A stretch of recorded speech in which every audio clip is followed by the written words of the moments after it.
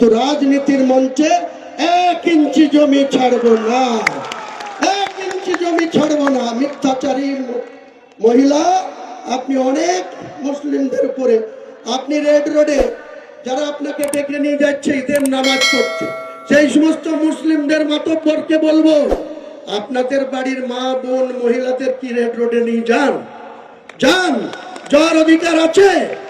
ঈদের ময়দানে মুসলিম সমাজের পবিত্র ঈদ উৎসব, সেটা 1 মাস ব্যাপী রমজান পালন করার পর আমরা খুশির ঈদ পালন করি, সেখানে মুসলিম সমাজের মহিলাদের যাওয়া নিষেধ আছে।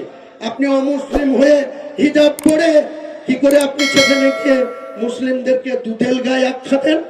কি করেছেন মুসলিমদের জন্য? 10,000 খারিজি মাদ্রাসা স্যাংশন করবো বলে ক্ষমতায় এসছেন, ক হাজার করেছেন? 338 আর 235, এই কটা মাদ্রাসা, তাও আবার আনএডেড লিখে রেখেছেন।